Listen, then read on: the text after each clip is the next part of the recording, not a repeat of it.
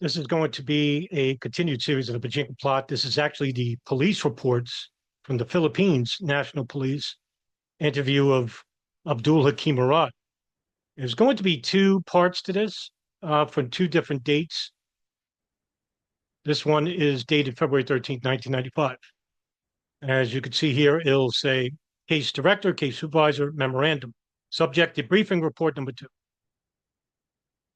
The following are the information that were disclosed during the debriefing with Abdul Hakim Murad on February 11, 1995. It was a report written on, as you can see here, February 13th, 1995. Al-Gamat al-Islamiyya and others' involvement. Now, Gamat al-Islamiyya, for those who are saying, well, that sounds familiar, it's the Egyptian sect headed by Sheikh Omar Abdul Rahman and Rafai Taha. Abdul Basit does not explicitly divulge anything about getting involved with the Egyptian group, nor with the Algerian group, which is the Algerian Islamic Jihad. However, during Basit's training in Afghanistan in 1993, a 6-month training, Basit worked a lot with a good numbers of Egyptian and Algerians, and they make good friends. Accordingly, Basit is planning to go to France, Egypt, and Algeria after their activities here in the Philippines. Now, Al-Qaeda affiliates from Egypt, like the Egyptian Islamic Jihad. Remember, Egyptian Islamic Jihad and Al-Qaeda joined together in 2001. They were separate entities, one headed by Dr. Ayman al-Zawahiri, who was second emir to Al-Qaeda, and of course, Osama bin Laden, the emir of Al-Qaeda. The purpose was to train those Muslim brothers threat on using Casio watch as a timing device, chemical mixtures to compound bombs, and to share his expertise on eluding detection on airport X-ray machines and eventually smuggling this liquid chemical bombs. That's where Ramzi Youssef learned with Ahmed Ajaj. That's why Youssef kept calling Ajaj while he was in jail on how to make the bomb for the World Trade Center. Remember Ajaj? Don't forget. Was a Mossad asset insider. He was not Israeli. Infiltrated, I think it's Hezbollah or Hamas. Can't remember each one, for Israel. Now, I'm not saying that that happened here, but Thomas Friedman from the New York Times wrote about Village Voice, wrote about this. Furthermore, France has a lot of Algerians staying at these. Egyptian and Algerians has no experience on making these bombs, does not know the basic of smuggling liquid bombs to the airport. During his first visit on the Philippines on the first half of 1994, Basit visited Mindanao and was able to meet the leaders of the Abu Sayyaf group, wherein he promised to train them on whatever knowledge he knows, probably on terrorism, explosives. However, he saw the problem that the Abu Sayyaf group members only knew about their assault rifles and nothing more, illiterates. Most of the Salafis, that's what they're called, or Wahhabis, right? This very extremist Orthodox sect of Islam, which is not even Islamic. Nothing to do with the Quran. Everything to do with Ibn Taymiyyah's version of the Hadiths. And they're actually, most of these people are born in poverty, and they're easy to manipulate. And the reason why you're this way is because the government doesn't care about you. Some imam will say, you should go and kill yourself for the cause of Allah. And some of these people have no, basically don't have money, and they'll do it for a price. Very easy to do when you subjugate a people and take away their livelihoods or destroy their cities, like what the U.S. government does almost on a daily basis. It's how you create terrorists. It would be the reason why he himself would do the terrorist activities for the Abu Sayyaf credit and for the world to note that there is such as an Abu Sayyaf group that exists. In addition, financial support will be coming from a certain, make myself disappear here, Murad flying training in the United States from November of 91 to July 92. This is before the 93 World Trade Center bombing, by the way. He came into the United States through this air route of Dubai, Bahrain, London, Washington, D.C., a total of $11,000. Through travel checks was the initial financial support that was given to him by his father, who works in Kuwait at a petrol company, and subsequent money in the amount of $9,000 was sent through the bank.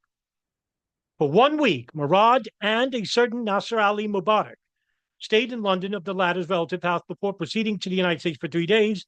He stayed in Virginia. Ziad Jarrah stood in Virginia for a little bit with the brother of his brother-in-law and his good friend by the name of Nasser Ali Mubarak, who fetched him in the airport of Texas. They stayed together and enrolled thereat for 2 weeks at the Al Tango Flying School located in Bernay Stage in San Antonio, Texas. And if I remember correctly, incidentally enough, bin Laden's older brother, Salim bin Laden, died in an airplane crash in, I think, San Antonio, Texas. Incidentally enough, Osama bin Laden's father, who created the Saudi bin Laden group, one of the wealthiest non-kingdom family in Saudi Arabia, to this day, died in a plane crash. How about that for irony? A certain Hamid Fazl and his instructor pilot, a Pakistani who was married to the owner of the flying school.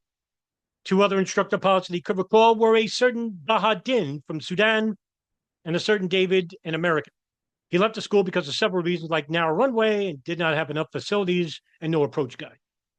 He then transferred to the Richmore Aviation in Schenectady, New York, close to the capital of New York. How about that? For 2 months, a certain Richard was the manager of the school, while a certain Kiever Fischer was the instructor pilot together, with several others that he cannot recall. And after 2 months, it becomes of the cold temperature. He could transfer again to the Al Tango Flying School and met the following Muslims. I'll make myself disappear again. Hassan Molad, a Saudi. Mohammed Falata, a Saudi. Ragib, a Pakistani, and Nasser, a Pakistani. There's a lot of coincidences here. You know, Saudi and Pakistan. What do they have in common? Arab fundamentalism, Orthodox fundamentalism. Not Iran, not Syria, not Libya. Pakistan, Saudi Arabia, Algeria, Bahrain, United Arab Emirates, Qatar. But we're at war with the Shia minority. Think about it. Murad went back to the Richmore Aviation State for a month, wherein he met Riaz Ahmad, a Pakistani who was his instructor at the Emirati Flying School, was there for additional flying studies. And he met a certain Abdullah Yusuf from the Emiratis who was studying also. After a month at Richmore, he transferred to the New Bern, North Carolina, at the Coast Aviation Flying School. His instructor was a Swedish, and he took his final training for single engine and multi-engine training, wherein he was able to undergo single engine simulators. He passed his flight check and given a temporary license. Of all his flying schools, he had an excellent, good performance rating. Afterwards, he spent several hours at Richmore Aviation for 2 weeks. Now, remember, unlike the 9/11 pilots who weren't training to be a pilot, Murad was. Because at the time, it wasn't about martyrdom, using the plane as the weapon. That came a little bit later. Allegedly, in 1995, that's when he approached, 95, 96, he approaches Khalid Sheikh Mohammed and proposes. This is after Yusuf gets caught. I'm sorry, this is before Yusuf gets caught. He proposes to Yusuf and later to Khalid Sheikh Mohammed about using the plane as the weapon. And that's when they put it in the Bojinka plot. That was the hidden component. Why didn't the government talk about this? Afterwards, he spent several hours at Richmore Aviation for 2 weeks. He and Nasser Ali drove their brown Hyundai car to Red Block, California. They spent less than a month accumulating flying hours at California Aeronautical Flying School together with Abdul Yusuf, Nasser, Max, an Italian, and Hen, a Vietnamese U.S. citizen. Finally, he went back to Dubai and stayed with his uncle, still jobless and seeking for employment. Actually, Murad wanted to be a pilot in Saudi Arabia, but he couldn't get a job. Meets Yusuf to Pakistan, goes to the United States. Murad goes to the Philippines, and the Bojinka plot is facilitated. And then he's caught. During the course of the debriefing, the undersigned was able to ask if Murad is willing to testify against Abdul Basit, who is Ramzi Youssef, and without any hesitation, he answered yes. It was observed that during his youth days, he spent a lot with Palestinians in Kuwait, who were accordingly considered a forsaken people. The blame was focused on the Americans and Israelis who were accordingly again the source of the sufferings of these people. No mention of religion here. The State Department under Bush propagated that. Oh, they hate us because of our freedoms. Nothing to do with it. Now, why didn't the State Department know about this? Because they don't want you to know that the cause for Arab terrorism, 99% is foreign policy. Because the people will understand and say, wait a minute, maybe we should correct our foreign policy.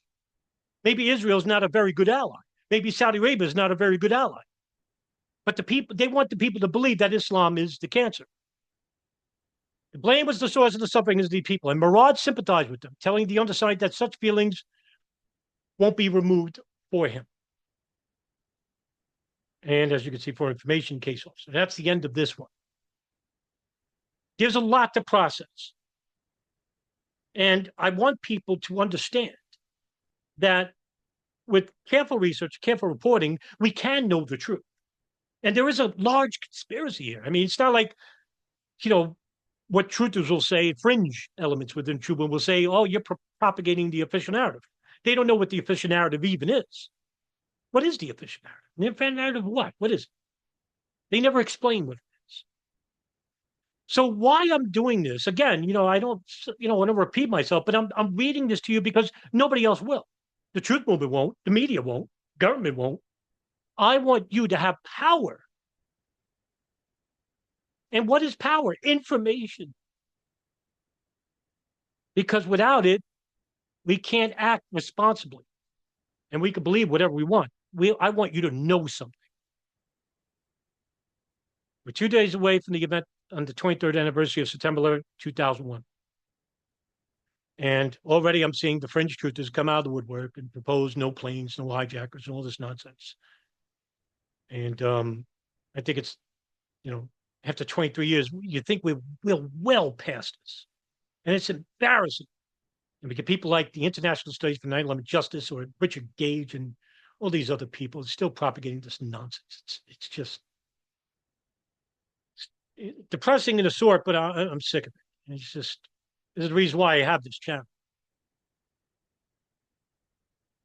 All right, guys.